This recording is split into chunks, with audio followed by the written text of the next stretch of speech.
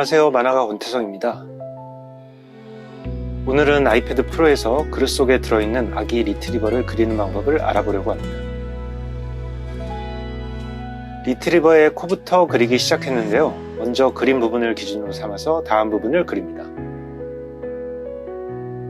예를 들면 리트리버의 눈을 그릴 때 눈부터 코까지가 코 길이의 몇 배만큼 떨어져 있는지, 눈과 눈 사이가 눈 길이의 몇 배만큼 떨어져 있는지를 눈으로 계산하면서 그리는 겁니다. 귀와 머리를 그릴 때도 앞서 그린 부분을 기준으로 그려나갑니다. 어린 리트리버여서 코와 눈 사이 거리가 좀 짧은 편입니다. 지금 그리는 것은 1차 스케치여서 서예 탭에 있는 분필 브러쉬로 대략적으로만 그리고 있습니다. 아기 리트리버의 몸 절반 정도가 밥그릇 안에 들어가 있습니다. 1차 스케치가 마무리되면 틀린 부분을 고쳐가면서 1차 스케치 위에 좀 더 자세하게 스케치를 해줍니다. 당연한 것이지만 실제 강아지의 얼굴과 몸에 이렇게 지저분한 선이 드러나 있지는 않습니다. 어디까지나 좀 더 정확히 비율을 잡기 위해서 이런 선들을 그려주는 것이죠. 종이에 그리는 경우라면 자국이 많이 남아 지우기 어렵겠지만 아이패드나 태블릿 위에서 그릴 때는 스케치 레이어만 추가해주면 되기 때문에 이런 방법이 편할 수 있습니다. 스케치가 추가되면서 그림이 좀 더 진해지고 있습니다. 어린 강아지라서 확실히 몸에 비해 머리가 큰 걸 알 수 있습니다. 기초 스케치가 완성이 되면 스케치 레이어를 두 손가락으로 툭 쳐서 레이어 투명도를 약하게 한 뒤 그 위에 새 레이어를 만들고 HB 연필 브러쉬로 실제 선을 그려줍니다. 아주 자세히 표현을 하지는 않을 거기 때문에 특징이 되는 부분만 그려주고 외곽선의 털 느낌을 살려줍니다. 리트리버는 진한 쌍꺼풀과 처진 눈이 특징이기 때문에 특히 눈을 그릴 때 신경을 써야 합니다. 강아지의 다리를 그릴 때는 관절의 위치를 잘 표현하고 발을 그릴 때 발톱 부분을 세밀하게 그려주면 그림이 그럴듯해집니다. 털을 그릴 때는 털의 방향을 잘 관찰하면서 그려야 합니다. 사람 머리카락의 가르마처럼 특정한 방향이 있습니다. 외곽선 그림이 마무리되면 스케치 레이어의 체크박스를 해제해서 스케치 레이어가 보이지 않게 한 뒤 눈부터 그려줍니다. 동공은 까만색으로 진하게 채우고 동공 아래에 홍채 무늬를 그려준 뒤 눈동자 윗부분도 동공색과 비슷하게 칠해줍니다. 코를 그릴 때는 콧구멍을 까맣게 칠하고 코 앞부분은 콧구멍보다 연하게 칠해줍니다. 이때 콧구멍의 바로 아래와 코 윗부분은 반서광을 고려해서 상대적으로 밝은 느낌이 나게 합니다. 일반적으로 강아지의 눈 주변은 털이 많지 않아서 어두운 피부가 드러납니다. 그 덕에 강아지 눈이 더 커 보이는 효과가 있습니다.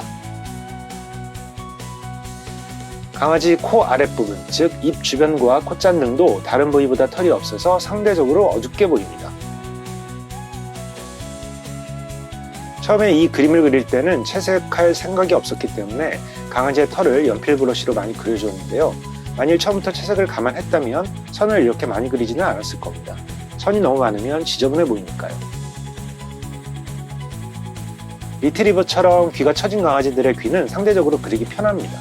귀가 서 있는 경우에는 귀 내부까지 그려줘야 하니까요. 강아지 몸의 털은 외곽선에 비해 연하게 손에 힘을 빼고 그려줍니다. 프로크리에이트의 연필 브러쉬는 굉장히 강력해서 실제 연필 느낌과 거의 차이 나지 않게 표현할 수 있습니다. 강아지가 들어가 있는 밥그릇은 금속 소재로 되어 있는데요. 연필로 금속 광택을 표현할 때는 한 방향으로 선을 그어야 그럴듯해집니다. 추가로 자세히 털을 그려주면 그림이 진해지면서 강아지 그림에서 생기가 살아납니다. 밥그릇에도 선을 추가해서 어두운 부분과 밝은 부분의 대비를 좀 더 크게 해줍니다. 리트리버는 크게 골든 리트리버와 리브라도 리트리버로 나뉘는데요. 골든 리트리버는 긴 털을, 리브라도 리트리버는 짧고 단단한 털을 가지고 있습니다.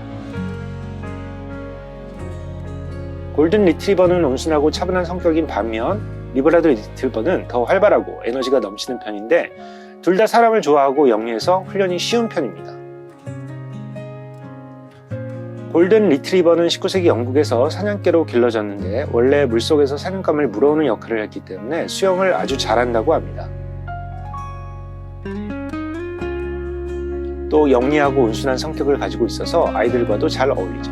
처음 보는 사람에게도 꼬리를 흔들며 다가설 정도로 친절합니다. 괜히 맹도견의 역할을 맡기는 게 아닌 것 같아요. 하지만 골든 리트리버는 관리가 필요한데요. 긴 털을 가지고 있어서 정기적으로 빗질을 해줘야 하고 활동량이 많기 때문에 매일 산책이 필수입니다. 또 관절 건강이 약한 편이라 적절한 운동과 건강한 식단이 중요하죠. 골든 리트리버는 정말 착한 개지만 장난기가 많습니다. 강한 시절에는 물건을 물어뜯기도 하고 인지 행동을 보일 수도 있습니다. 그래서 충분한 놀이와 훈련이 필요합니다. 이제 연필 선 표현이 거의 마무리되었습니다. 이제부터 채색을 하려고 하는데요. 처음에 말했다시피 애초에 채색을 고려하지 않았기 때문에 연필선이 좀 자세히 되어 있습니다. 그래서 채색을 강하게 하지 않고 연필선 밑으로 연하게만 칠해주려고 합니다. 먼저 선 레이어 밑으로 채색 레이어를 만들어서 강아지 몸과 밥그릇의 외곽선을 따라 그려줍니다. 색은 아무거나 임의로 정합니다. 색을 일단 칠해준 뒤에 원하는 색으로 편하게 수정을 할 수 있습니다. 리트리버의 귀와 콧잔등 그리고 눈과 눈 사이와 다리와 관절 부분에 몸과 색이 다른 털이 섞여 있습니다. 이 부분을 털 브러쉬를 이용해서 털의 방향을 따라 그려줍니다. 채색을 할 때도 레이어를 여러 개로 나누어서 그려주면 언제든 편하게 색을 수정할 수 있습니다. 채색 레이어 위에 레이어를 만들고 레이어 속성을 곱하기로 만들어서 그림자를 칠해줍니다. 세밀한 부분을 칠할 때는 털 브러쉬보다 HB 연필 브러쉬가 편합니다. 만일 처음부터 채색을 할 생각이었다면 선편을 좀 줄이고 채색의 시간을 좀 더 많이 들였을 텐데요. 상대적으로 연필선 기반의 연한 채색의 그림이 되었습니다. 그래서 색 표현도 치밀하지가 않은데요. 그래도 연필선 표현이 많이 되어 있어서 이 정도로 마무리하면 될 것 같습니다. 그림이 거의 완성되었습니다. 재미있게 보셨나요? 그럼 또 다른 영상으로 찾아뵙겠습니다. 감사합니다.